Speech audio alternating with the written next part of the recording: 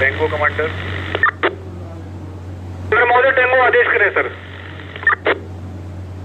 सब लोग अपीयर हैं? हाँ सर सभी लोग अपीयर हैं सर, सभी लोग अपीयर हैं।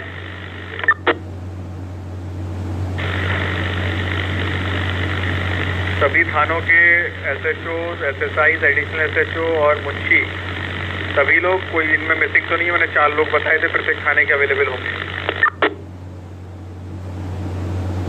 सभी लोग हैं।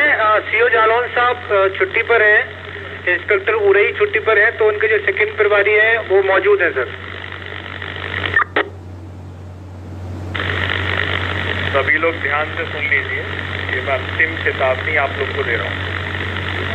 आज की जो घटना है वो दिखाती है कि भाई पंचायत मोड़ से बाहर नहीं निकल पाए हैं और आज बिल्कुल शर्मिंदा करने वाली घटना थी जो आज हुई है। उसके लिए मैं शर्म आनी चाहिए और डूब मरना चाहिए। जो हमारे एसएचओ 8 का जो कृत्य है, एसएसआई का जो कृत्य है, वो बिल्कुल इस तरह का है कि बिल्कुल डूब मरने वाली स्थिति है। शर्म आनी चाहिए हम लोग को कि हम आज के समय में एफआईआर लिखने में और ये पंचायत मोड़ से बाहर नहीं निकल पा रहे हैं। गरीब पीड़ित को न्याय नहीं दे पा रहे हैं हम लोग। 30 तारीख को पीड़ित थाने पर आता है, 30 तारीख को उसको टहला दिया जाता है, बेवकूफ़ बना के भेज दिया जाता है। माइनर लड़की है, कैसे भी संबंध बने हो उसमें तो कोई मतलब ही नहीं है। जब माइनर लड़की है फिर क्या कंफ्यूजन था भाई? माइनर लड़की के संबंध तो आप तत्काल, माइनर लड़की के संबंध में तो आप तत्काल मुकदमा पंजीकृत करेंगे। कितने बार आपको बताया जाए? और किस एसएचओ को कंफ्यूजन है? मतलब रेप जैसे मामले में आप लोग पंचायत करने बैठ जाते हैं यहाँ पर।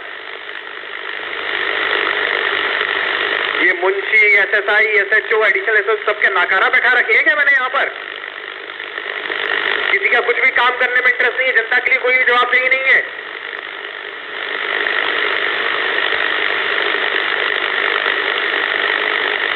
गजब स्थिति है। फरियादी मेरे पास आता है, बोलता है कि हम थाने पर गए थे, एफआईआर नहीं लिखी जा रही है। बाइक चोरी की एफआईआर लिखने में तकलीफ होती है आप लोग को?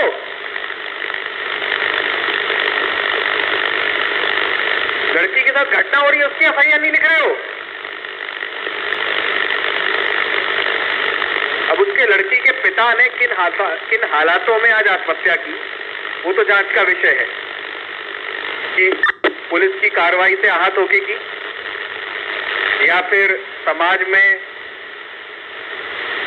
बदनामी होती उस कारण की। लेकिन आत्महत्या तो उसने की और उसके लिए हम लोग कहीं ना कहीं सब जिम्मेदार हैं। क्लियर दिखाता है ये कि हम पंचायत मोड़ से बाहर नहीं निकल पाए। एसएचओ 8 पूर्व में एसएचओ कैलिया को मैंने 50 बार बताया था पंचायत मोड़ से बाहर निकल आओ। हर मीटिंग में मैं आप लोग को बोलता हूँ एफआईआर रजिस्ट्रेशन में नाटकबाजी मत करिए, एफआईआर रजिस्टर करिए। लेकिन जो लापरवाही सब लोग दिखा रहे हो एफआईआर रजिस्ट्रेशन में, अब बिल्कुल बस बर्दाश्त की बाहर हो गया है सब। मुंशी, एसएसआई, एडिशनल एसएचओ की जिम्मेदारी है कि अगर आपके एसएचओ नहीं लिख रहे हैं एफआईआर, तत्काल मुझे बताएंगे कि ये प्रकरण आया है और इंस्पेक्टर साहब ने एफआईआर नहीं लिखी है।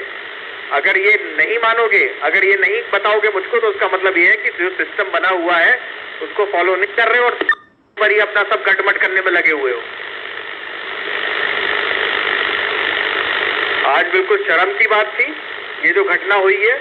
बिल्कुल हम लोग की पूर्ण रूप से लापरवाही है, एसएचओ एसएसआई की लापरवाही है, सीओ साहब की भी लापरवाही है कि उनके द्वारा सही तरीके से पर्यवेक्षण नहीं किया गया पूरे। और मैं एक एक व्यक्ति की जो इस चीज में लापरवाही है उसकी जवाबदेही फिक्स करूंगा और कार्रवाई भी ऐसी करूंगा कि वो बिल्कुल नजीर बनेगी। यहाँ पर बर्खास्ती तक लेके जाऊंगा मैं एक एक को जो इन्वॉल्व है इसमें।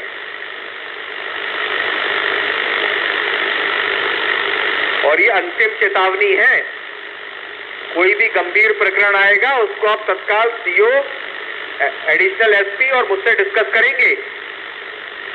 ये जो पंचायत का तरीका है ये बंद कर दीजिए।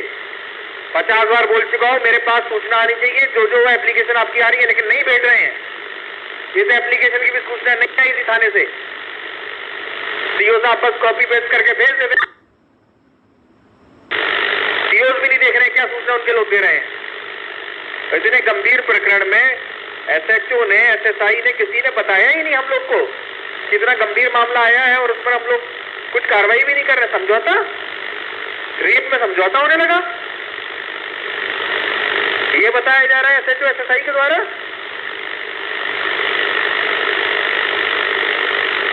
SHO SSI दोनों को तत्काल प्रभाव से मेरे द्वारा सस्पेंड कर दिया गया है और मैं पूरे प्रयास करूंगा, पूरा मैं इतनी अच्छी इसमें कार्रवाई करूंगा, इतनी अच्छी चार्जशीट बनाऊंगा कि बर्खास्तगी तक लेके जाऊंगा मैं दोनों को, या फिर इसके अलावा कोई अन्य तीसरा चौथा व्यक्ति भी इन्वॉल्व है।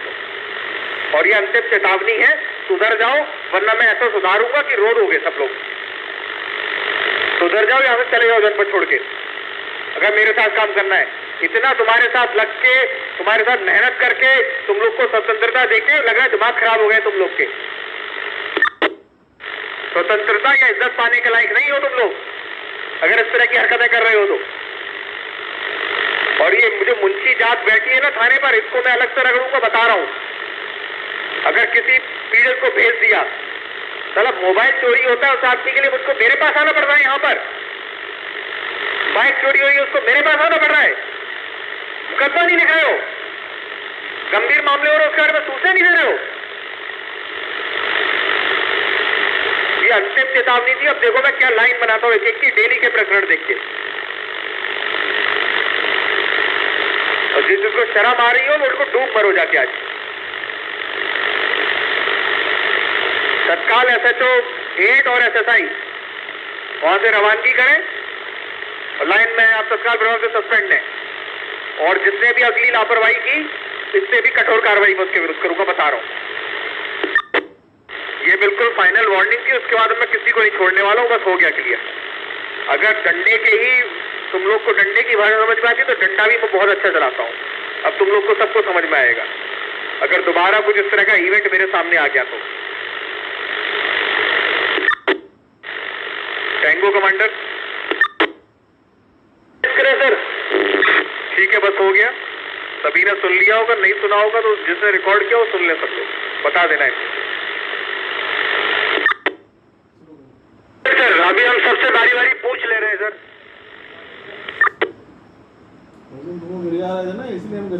CQ Tengo, CQ from Tengo, ये सभी थानों ने कमांडर महोदय को सुन लिया होगा, बहुत नाराजगी व्यक्त कर रहे हैं। SHO 8 SSI सस्पेंशन की कार्रवाई हो चुकी है, ये तत्काल लाइन में आमद कराएंगे आके। और आगे से कहीं से भी ऐसा कोई प्रकरण आता है तो उसमें भी साहब ने स्पष्ट निर्देश दे दिए हैं कि बगैर कार्रवाई के बचेंगे नहीं आप लोग। इसलिए जो दिशा निर्देश दिए गए हैं उनका अनुपालन अभी से तत्काल से प्रारंभ कर दीजिए। और